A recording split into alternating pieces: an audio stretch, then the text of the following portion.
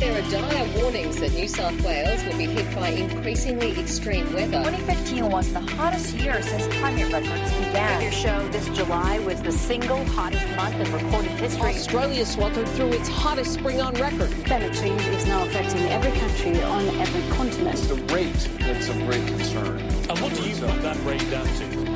Oh, it's human activity. We have everything we need. Some still doubt that we have the will to act, but I say the will to act is itself a renewable resource.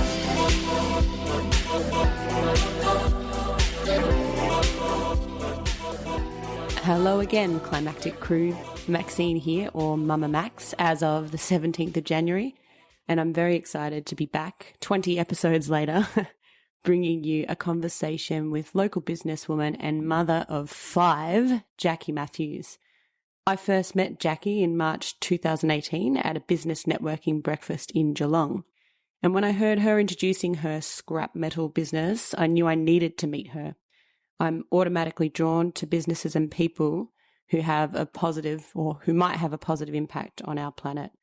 And although Jackie was just coming to this realization herself, she was starting to see how her scrap metal business was possibly making a massive impact on the planet and could even help other businesses do the same. So I hope you enjoy us chatting in my lounge room for episode 46 of Climactic.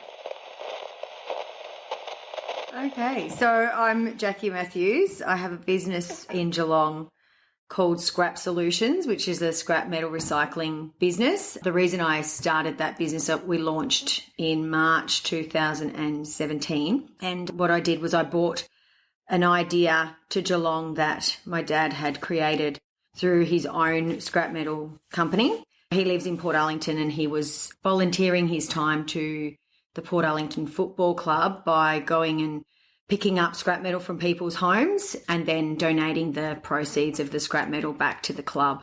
One day I was at his yard and I've been working for him for 20 years and I'd been going to the yard a fair bit and I think he just wanted to get rid of me. So he said, go down to Geelong and start a business down there. So that's what I did. So we launched in March 2017.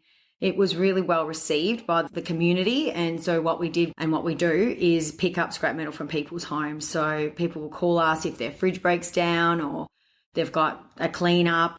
An elderly person has passed away and the garage might be full of bits and bobs that the husband has used over the years and they need a clean out. There's farms that have like so much scrap metal lying around and then properties that are getting developed that, need to be cleaned up. So there's all sorts of different kinds of scrap metal that we go and remove. And so that's what we've been doing. It's also about just giving people the opportunity to be able to recycle, giving them that chance for somebody in the industry to come and collect their scrap metal so that it can be recycled. And that's your connection to the climate and keeping things in the ground. So yes. Tell me about the story of you getting to this point and that becoming your focus. So Dad started out probably 40 years ago. His motivation was definitely not anything to do with climate change. His motivation was to do with the business and it was a good business to have.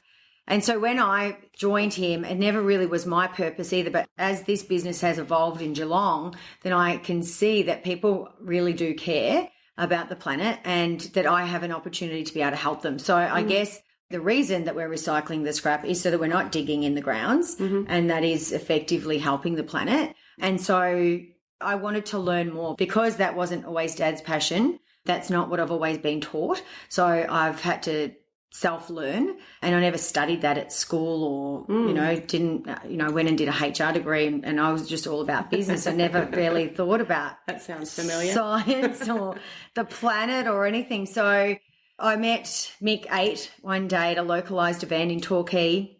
Another associate of ours, Heidi Fogg, who's a carbon expert, so she does all that kind of she worked for a company, the Carbon University, where they actually rate different businesses and what their footprint is. Sure, yeah. And so anyway, she's a lovely lady. They're both Danish, Mick and Heidi was like, you've got to meet my friend Mick. He's amazing. And he does a show, The Sustainable Hour, on 94.7 The Pulse FM, which is our community radio station. So I went and spoke to Mick and went on as a visitor to the show to talk about my business and what I do. And And then they were looking to have a woman join the show because they're just 3 guys on there. I said, oh, I'll do it. So then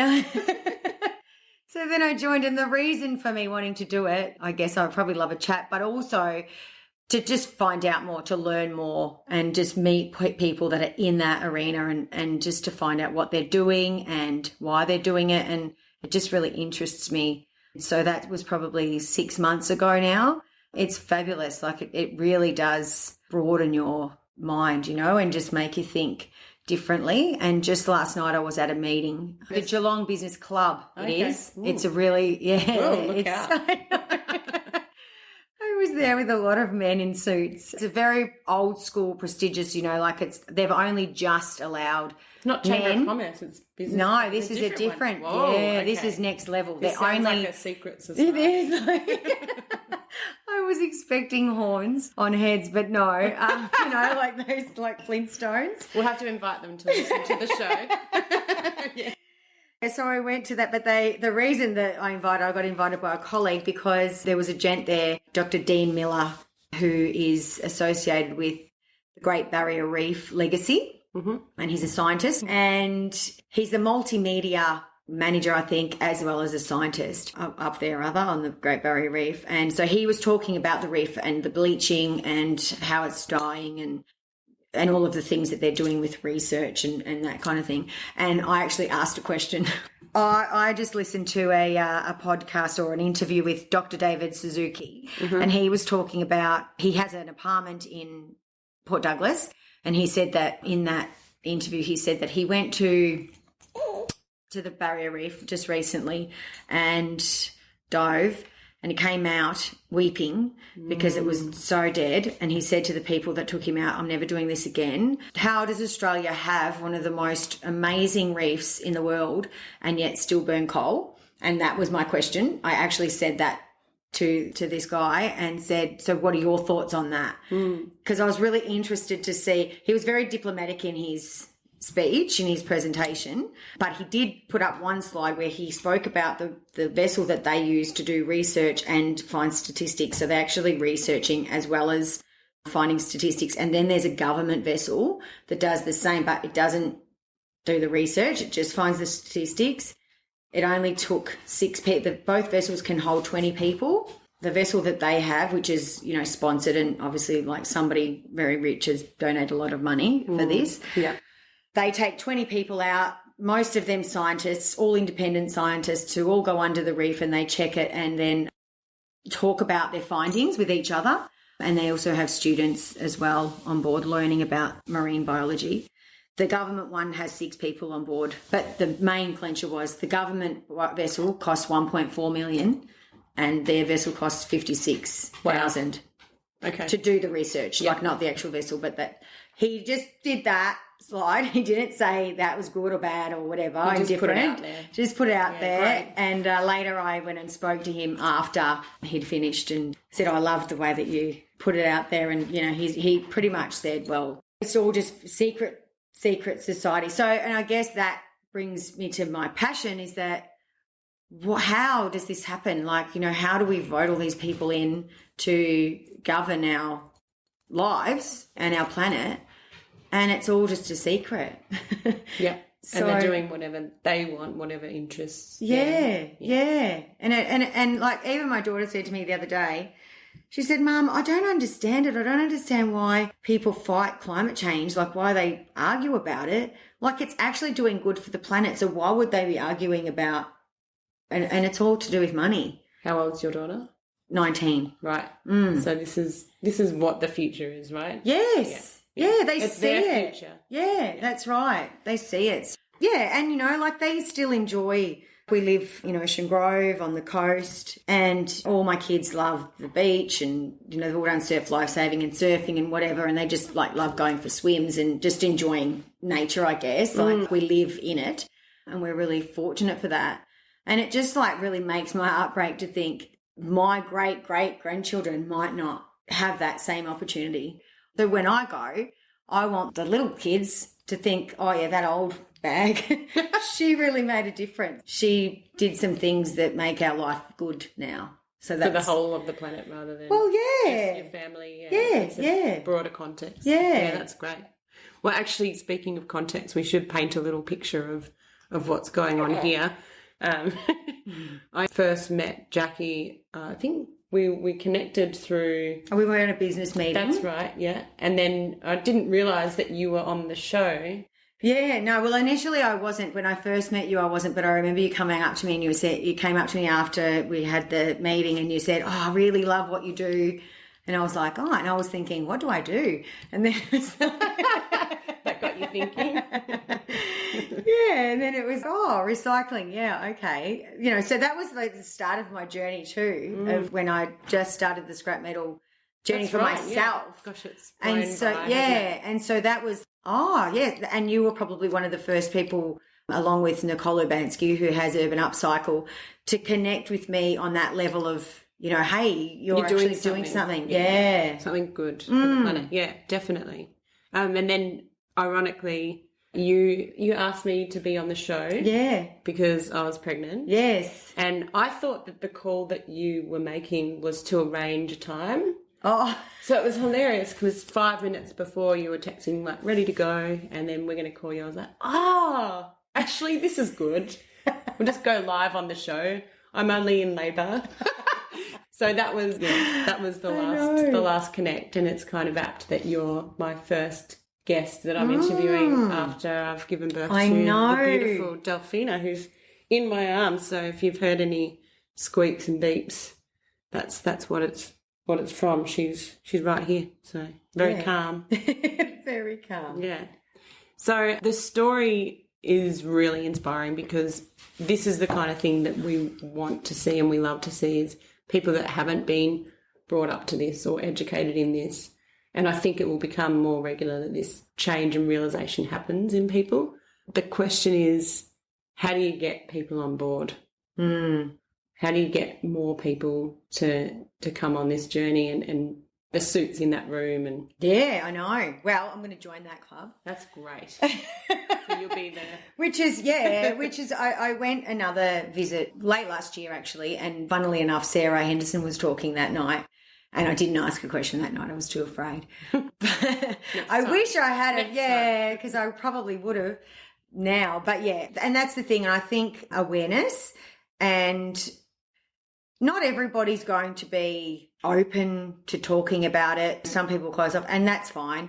Those people that want to close off, you can't, I suppose they say you can't, you can lead a horse to water, but you can't make it drink. So I could sit there and whatever. But I guess that I'd like people to learn about me and where I come from and what my passion is, and that I'm not a activist as such. I'm not going to put it into people's faces, but I'm certainly going to sit there and have the conversation with people. And in a group like that, I mean, and this is top level, these people are much older than me. So I'm 46 and they're older than me. Like, look around the room. So they're all like CEOs. So they'd be accountants, solicitors, doctors, real estate agents, and there's actually a few councillors that go there as well, right, from the city of Greater Geelong. So it's a pretty influential group, you'd say. Yes. Elaine Carbine from G21 is a member. Bernadette, she's resigned now, but who was the CEO of Geelong Chamber of Commerce.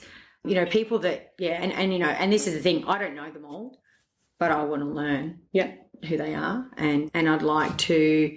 I'm interested in finding out about people and what makes them tick also. But last night I sat next to somebody, and he has a company in Geelong that employs 30 employees. He's one of the major sponsors of the City of Greater Geelong. The Commerce. Commerce. Yep. And we just chatted about, waste management, which is obviously my passion, being scrap metal and the waste management there. We spoke about different things that are going on in Geelong and recycling and what's going on. He actually told me that he was in Lawn and, they've got the bins, on the beach or whatever, and it's recycled cans, paper, and then general rubbish. Which we should get. Anyway. He saw the truck pull up and just put everything in the one truck. This is destroying, isn't it? So this is the thing. How do you give somebody like that hope to actually recycle when they're actually doing that in front of us in our street, like in the street? Like I said, you'd think they could even just pretend and put it in different trucks. What's if they're worse? not. Yeah, that's true. Do you know what I mean? But they actually do it in your face and they just put it all in the same truck. And I've spoken to lots of people, talk to people all the time about this, and people are starting to say to me, "Oh, Jackie, I don't know. Like I feel like it's a waste of time because when we're putting them in the yellow bin and the green bin and the red bin, but then it feels good to you, but then at the end of the day, what's happening? Yeah, where is it all going? And so there's been a lot of talk about there's containers at the docks in Melbourne full of rubbish because they've got nowhere to ship it. And so, I have a vision which I won't get right into because I actually have to sit down and strategically plan it out. But, I really believe that Geelong has the capability to have its own recycle centre here. Absolutely. And to be able to be recycling stuff at a micro level. So not just having a secondhand store or, like Duro Street and just having somebody can take their cardboard or polystyrene or whatever there, which is great, but it's too small now. It's too small for Geelong. Geelong is growing at a rapid rate, not just Geelong, the Surf Coast and the Ballerine, who knows? I mean, I don't know the statistics, but I know that there's a lot of more people going to be coming to the area. I think it's the fastest growing regional region. city, and also regional area. Surf Coast is the fastest growing council in Australia. Yes. So there's both. Melbourne's the fastest growing city as well, so there's a lot of pressure. Oh, exactly. And there's also opportunity. I mean, we need more jobs, so that could be a great way to. That's right. So and maybe these businessmen have got the money to set up a business. This is my thought, Maxine. You have to associate yourself with people smarter, stronger, richer. So you're thinking maybe broaden your recycling capability.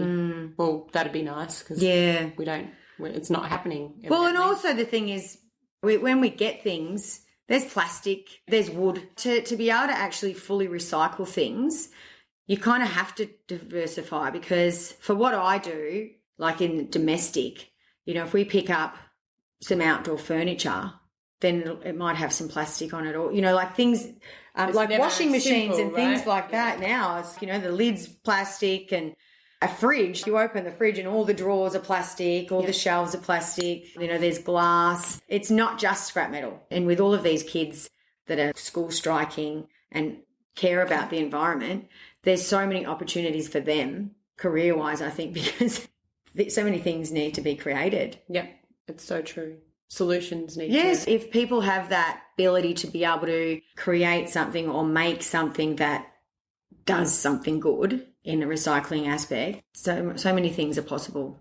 So are there other companies doing other sorts of recycling in the area? Yeah, so they've got GT Recycling in Moolap. They do plastic recycling. Yeah. But, with this whole China taking the rubbish and the recycling, everybody in the recycling industry has changed the way that they're thinking and forecasting because it's all changing. And they don't have the infrastructure or technology to do what needs to be done locally. Is that correct? Yeah, and I think also just the support from higher government, council. Yeah. Now that I'm on the show, we talk a lot about, because I've been talking a lot about waste management, but we talk a lot about climate emergency now, trying to get councillors to sign the agreement to declare that there is a climate emergency and that we need to do something about it. It's 40 councils worldwide, 8 councils in Australia, and there's 500 councils in Australia that have signed this agreement to declare a climate emergency. Only 8 out of... So there's a lot of work to be done. Yeah. I think this is the same swing problem, like you say, on the playground, not knowing where to stand. Yeah. There's a split between the deniers and and there's still a split between that. I mean, how can this be? I don't know. I know. But that's the problem is that the decision making is voted. Still. Yeah. So maybe you should become a councillor. Swing it. That's what my dad says, you need to be mayor. I'm like, I'm not going to be mayor. Well, that's what happened. I mean, with my first guest on Climactic, Damo. Oh, Damien Damien Cole, yeah. That was what yeah. You know, he's going for I know. I think I'm going to talk to him on Friday. We've got a Earth Fest at Ocean Grove Park. Oh, great. I was asking you about that. Yeah, and that's another, I think we got off track then, but you asked how do people find out. So I've also joined this organisation called Australian Parents for Climate Action. I just joined that as well. Yeah. I think we're going to have Susie on the show. Yeah, great. Shortly. There's 11 of us on the organising committee, and then the Facebook group is growing. I think there's nearly 600 people in the Facebook group. That's all about supporting the kids, students for climate action. Also just getting parents and grandparents and carers involved to, to be able to have a voice. And on the website, they've got different letters and ideas for action. So letters that people can send in to their local MPs, phone calls that they can make, different people that they can call in Australia. And the group is Australian-wide. So in the organisers, well, there's a couple of us that are in Ocean Grove, but there's some in Canberra, Brisbane, Tasmania, South Australia. I think that we're just not covered in the Northern Territory and Western Australia, but we're working on that. Well, this climactic forum might be able to shed some light on that because we're getting reach throughout Australia. So yeah, no, that's definitely. great. How do people get in contact? So they can go to the Facebook page, Australian Parents for Climate Action, or actually it's AP for the number, ca.org. Yep. Is the website. And we'll put this in the show description as well. And they can go to that, and there's actually a survey they can sign, and then they can sign up to receive emails. We're not going to be bombarding people with emails, but certainly when there's a school strike on the 15th of March, which is Australia-wide. I'm pretty sure it's Australia-wide.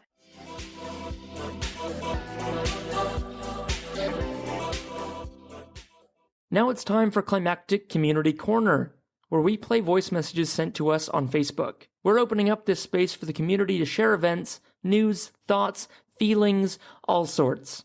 If you've got a message to share, just send it to us at Climactic Show on Facebook or hello@climactic.fm. Hey, you incredible Climactic listeners. It's Lup and Chan from Effect a Change. We're excited to tell you about our latest video series, which reviews sustainable products. First up, Bottle for Bottle, where you buy a reusable bottle to tackle plastic pollution and help people access water. Win-win. Check out our review and other videos at effecttthechange.org. Hello listeners, it's me, Mark here again, but I'm not wearing my climactic hat at the moment. I'm actually here to tell you about a new project I'm doing called The Water Keepers. Now this is going to be a limited run documentary series done in collaboration with the Port Phillip Baykeeper, the Yarra and Werribee River Keepers, and it's all about the health of these waterways and how they actually affect the lives of the residents of Melbourne. So if you know anyone who's an expert or works in any groups around the waterways, around the Yarra River, Werribee River, and Port Phillip Bay, please just tell them to get in touch with me at hello@climactic.fm. Normally there would be a link in the show notes to whatever it is I'm telling you about, but right now that doesn't really exist yet. So instead, if you like the sound of these messages and want to drop one in yourself to be on the show, just check out climactic.fm/community corner, and it'll have an explainer all about how to do this yourself. Cheers! Then I'm going to be doing a live for the Sustainable Hour, so I don't know if I can supervise 2 little kids as well as talk to people in the crowd. Possibly. You never know. I think there was like 10,000 people at the Melbourne strike in November, the student strike. So it'll be really interesting to see how many more. It's pretty so big. in Berlin, it's increasing every week. It started, I think, 3,000, 12,000, 30,000. I think last week was 70,000. They're doing it every week. There's kids doing it every week here as well, but not a lot. Yep. And then we've got other people like Carolyn Danaher, who's sitting outside Sarah Henderson's office in Corangamite, striking for climate as well. So, Yep. But she's pensioner. Yep. And so she's so funny. She said to me, Greta and I have a connection because she's 16 and I'm 76. But Earth Fest is going to be on Friday night and this week, and that's just a local school. So that's at the Ocean Grove Park, community park, and that's just Star of the Sea School in Ocean Grove. Some of the parents have just decided to create this Earth Fest, That's which they awesome. want to be a yearly thing. What time is it? It's kicking off from 4:30 to 8:30. They've got the formidable vegetables Oh playing. yes, I've heard they're fantastic.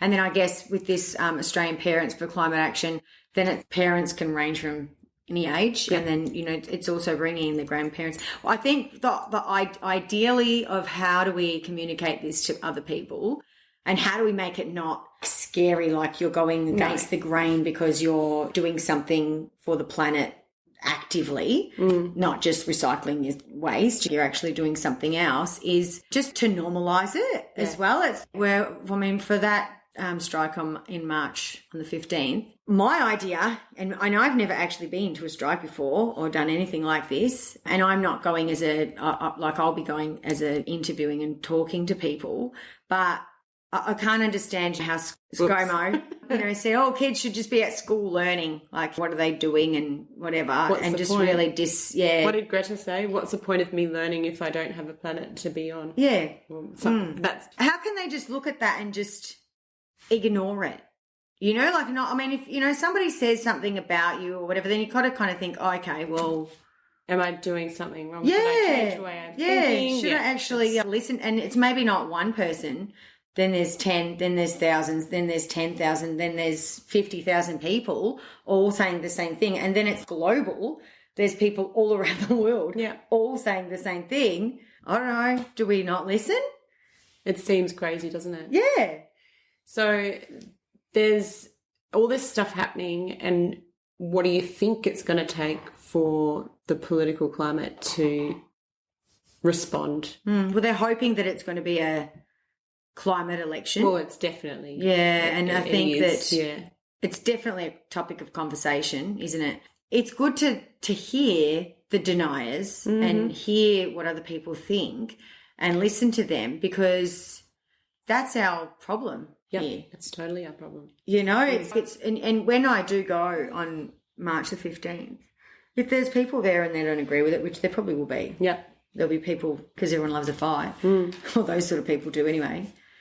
I'd like to hear what they have to say. Like, why? How do they think that way? But I guess if somebody believes something so passionately, then they just bring an argument for it. Blindly, yeah. Yeah. And so not that I want to be going there getting in any arguments, but I'm interested to find out why do you not believe it? I don't know. I am surrounded by quite a few deniers myself in people that I know. So I do hear what they say, but I just think that it's a bit ignorant and not educated. And also, like you say, with your history and your dad's context, and your dad's actually really doing something good for the planet, even though he may not not even think about it. That's quite interesting in that he doesn't think that he's an activist or is creating good positive change, but actually he's providing a service that is helping the planet. That does. Yeah, that's right. So that's another interesting take on absolutely. We were talking about this the other day with the Climactic Collective or cooperative about who is our audience. And so what we aim to do is have people on the show that are like yourself, that have a story that are contributing to the positive change, and then share it with their network. But what's really got me interested in what you've been talking about is this group of business people, businessmen mainly, and sharing the show with them, and then see what happens. And perhaps maybe our audience is already the people that want to be active but don't have the tools and that just need that little shift. But wouldn't it be great to get the people that are deniers to suddenly realise and shift? I don't know what that's going to take, but if there's something that we can do, why are we not doing it? Yeah, and I guess it's just awareness. And I suppose with Australian Parents for Climate Action, it's a good way for parents to join something, and even if it is as light as joining a Facebook page and just seeing different articles, different posts. So, I'm sure they're going to cop whatever negativity they're going to get. Well, this is it, yeah. And I mean, even like last night he's talking about this amazing vessel that goes out to the reef. But and he said, how else do you get the scientists out there? Well, yeah. to check the That's reef. it. How else are we going to find out what's happening? The When you're reef's part of the system. so big. Yeah. And we're already in this. There's so much that's set up in the old way from the Industrial Revolution. It's going to take a lot of time to change over. There is a freighting company that are going 100% renewable. Really? I can't remember the name of it, but there's stuff going on like that. Yeah. And I think there'll just be more momentum, hopefully. Yeah. And you know, I mean, even people like Lindsay Fox, apparently his company is he's really low carbon footprint. Of course, because it makes business sense. They've got like thousands of trucks, but he's still doing what he can, but he's still got to drive the trucks. Yep. Well, that's the other thing. I think that business requires efficiency to make a profit. And that's basically down to energy now. And that is resources. Yeah. No matter how you break it down, that's got to make business sense. So this is where the change might really start. Yeah. And also just education. Like I spoke to a lady yesterday who I'm going to go and interview in a couple of weeks. She's from a company called Mondo Power. Oh, yes. Yeah, great. Yeah, Natasha. Yeah. They're doing the Yak and and She Dander. actually met you, I think she said. Yeah. Yak and Dander. Yeah. What is it called? 100% renewable Yak and Dander. Yeah. So she's got this. It's called Ubi. Ubi. Yeah. Ubi. It's connects. It's for peer-to-peer renewable solar power sharing. Yeah. Totally onto that. It's amazing. And so it's coming soon. Like it'll come and we'll be able to cut out that's the right power company because next door can take some of the solar. Yeah. I'm generating power that I'm not using any of it at the moment. Oh, really? Yeah. So, and that it's a device that goes on your house and on the other house or the other business, and then you can connect to that power. Yeah, you can share it with schools. Well, it's probably not they close pay enough, for it, but yeah, they actually pay for it. So it's not. Yeah, it's not just sharing. Just giving. It's like, I can make some money back because of the investment that I've put into hopefully saving the environment. And that's the thing, and that's awesome. Like that sort of stuff, I'm like to her, I said people just want to hear that. Yeah. Because it's real and it makes it, that's why we do this. Yep, that's it. And the community want the power to do that. That's they right. want the choice. They want to be able to choose where they get their power from. So there's a lot of cool stuff going on. Yeah. I just am amazed that the kids have gotten on board as well. It's just fantastic. And to hear the older generations coming back into it, considering what they've come from. Yeah. I know. Well, I saw a comment the other day. This page is so hypocritical. So it was a page, it might even be, I don't know if it was Caroline's page, but it was a grey page of grey, they call themselves grey people, like, you know, doing climate action.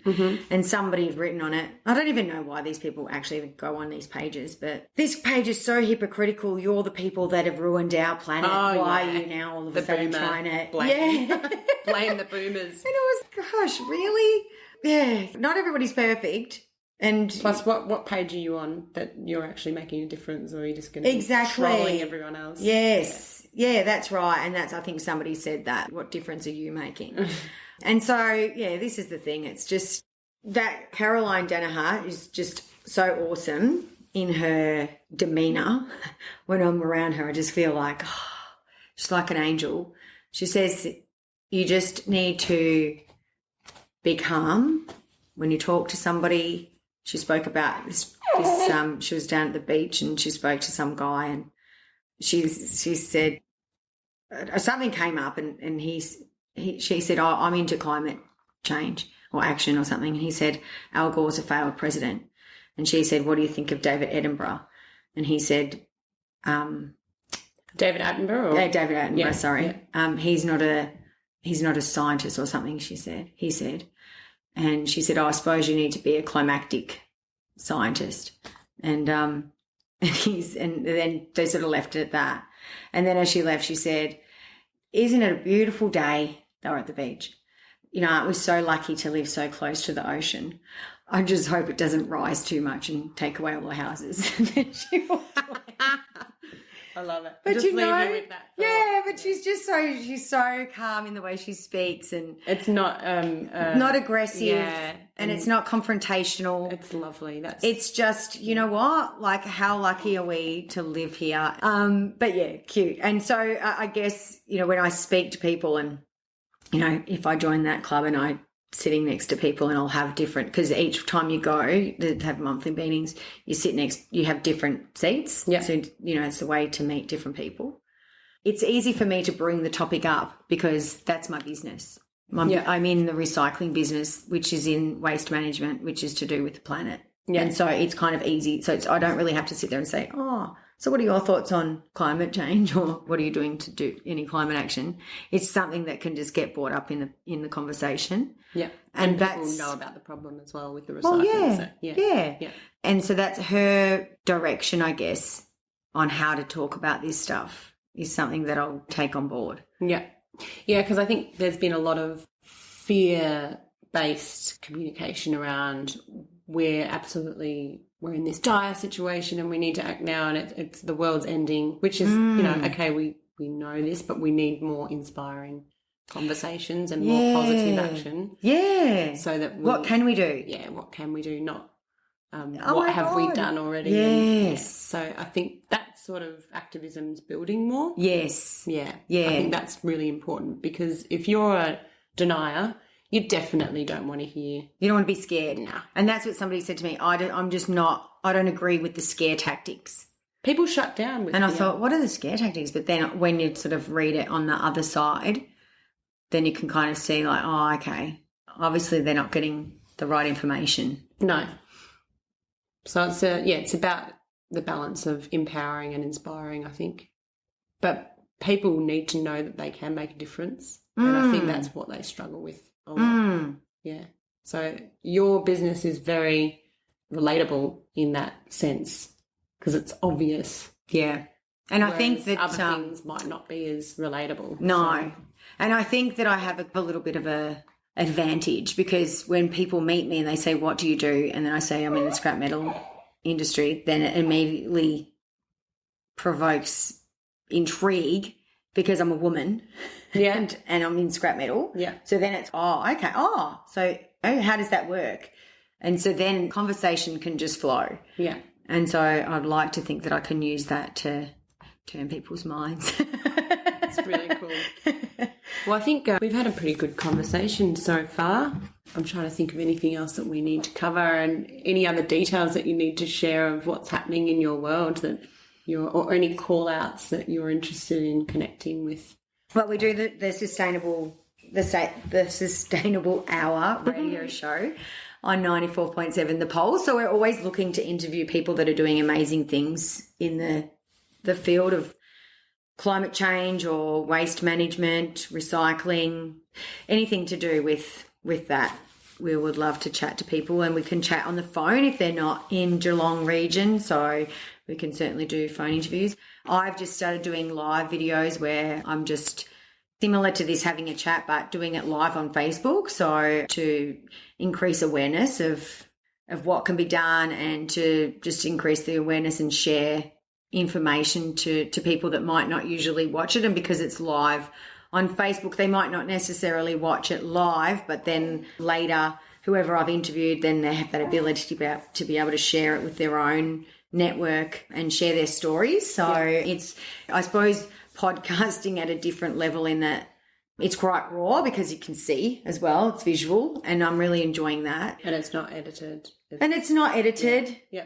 You know, and it's just a chat. And I think with this and with deniers, it's got to be raw. Yeah, because it can't look like, oh yeah, this has all been scripted or edited. This is what this person's doing, and it's really cool. You know, check them out. I'm doing that just on a small scale. I went into a shop the other day, this secondhand shop in La Trobe Terrace in Geelong, and it's amazing.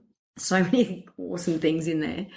I want to I've got the number of the guy who owns it, so I want to go in there and have a chat to him, and just, you know, like those shows that are on, and like Pickers and things like that, and you go into these old people's houses and they've got so much stuff, and you know, just that history of where did you get that? And like, when I was in that shop, it's so nostalgic. There were so many things in there that my nana had and stuff like that. And it's valued rather than rubbish. Yeah. And I just think that that's really interesting, and it's a way to change. Well, I don't know, you can change the way people think, but I've got teenagers, I know what it's like. They all want the latest gadgets and they want everything new and clothes and and all of that. Although one of my sons, he's pretty obsessed with op shops. That's a good thing. My parents used to hate that phase. Why are you wearing that? Grandpa clothes, But kind of making that trendy again, I guess. Yeah. Just making it cool to do that and buy secondhand and reuse stuff and fix things. Yeah, the reason I found this shop was because my dog has chewed 3 pairs of my boots, so I've taken it to a boot maker. Bad dog. To fix the boots rather than throwing out the boots and getting new ones. Things like that. And we've got our repair cafes now. That's going really well as well. They've got the areas in that one open now as well. Yeah. So there's one down in the Ballerine. Yeah, so that's fantastic as well. Just encouraging people to fix things rather than throw them out. I'm doing my first car boot sale in a couple of weeks, so I'm really looking forward to that. Where do you do that? That's at the Wave Church in Ocean Grove. And it's only $20. And you can go there with your trailer or your car boot and just put all your stuff out and sell it. Yes. That's exciting. So I'm going to do that. Yes. I mean, there's lots of things that you can do. Transition streets is another thing that I'm trying to roll out in my area. But, again, it's just about educating people that we're not creepy. And, I don't see myself as a hippie or a greenie. But I just think, it's just good to just live in a community where you kind of help each other out. Crazy when you think about the amount of food that you consume as well. And even with that, I'm not a very good gardener, and we've started a worm farm. But just all of those things. I've had a beautiful bought all these beautiful herbs and then I've killed them all with the heat and whatever. So, but if you've got the worm farm and someone else is a better gardener, you can give them the composting that you make. Exactly. There's a bit of that going on in Torquay. There's a Transition Streets that's started up in Torquay. And it's great. Like, that's the thing, because the thing is, not only is it, if you're cooking something and you need some rosemary or mint, and if you have to go to the supermarket and buy it. In the plastic. It's in the plastic. Yeah. It's always in the plastic. Why does it have to be in the plastic? I don't know. There's a new movement, naked food, coming up as well. Yeah, I've seen that. I don't know when that's going to arrive here. Like, even, no, it gets said all the time, but a cucumber in plastic, why? Totally. Like, yeah. And I mean, my daughter, she's made me now, like, when I go in, I have to get 6 tomatoes and just not even have them in a bag. Yeah. So the checkout chick is really annoyed with me because there's tomatoes. We do that as well. We've got onions, tomatoes, nectarines, everything that's it's loose. Yeah, and you just smile and we're not using plastic bags. Sorry about that. I know. So usually pretty good. Try to get the little bags that you can put them in, but then you forget those and it's just like, oh well, bad luck. This is how it is. So just all those things, and I suppose just not, like, people got so angry when you weren't allowed to when you didn't get the plastic bags. It was actually like ridiculous. That was hilarious. What was one of the comments? I don't even. Oh, Pricey was like, "What am I going to pick up my dog poo with?" Oh, that's definitely a first world problem. So, but it's been awesome chatting. Thank you. Today. Yeah, it's been great. Yeah, Climactic crew will be really, really interested in what you're doing and the perspective of how you've come to be. Really, you are an activist, really. Because, there's different levels. You don't need to be training yourself to... I feel like I need to have, 2 poles and a big banner. Laminated? No. Yeah. Recycled banner. That's it. No, it's great to chat with you and a couple of big things happening. The Parents for Climate Change. Yep. And the Sustainable Hour, just having such great content and loads of people coming on. Yeah, it's great. And then your perspective into the business world as well in Geelong, which is exciting. It is. Yeah, so great to have you on the show. Thanks, Maxine.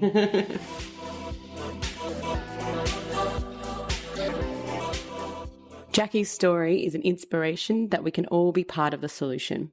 She believes if you stand back and take a good look at your lifestyle, you'll find areas that you can change and, as they say on the Sustainable Hour, be the difference. That was the first of many conversations I'll be having with people connecting with the climate crisis in our region. If you have a story to share in the G21 or surrounding areas, get in touch at hello@climactic.fm. You've been listening to Climactic, a podcast from the Climactic Collective, a group of storytellers dedicated to sharing inspiring, powerful stories from the climate change community.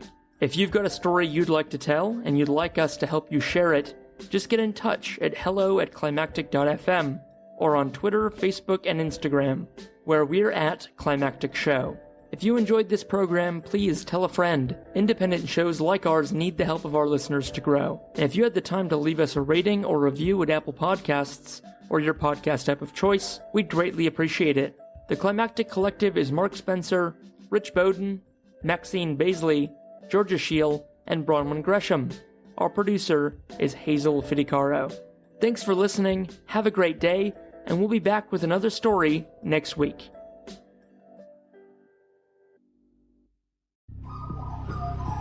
The Climactic Collective.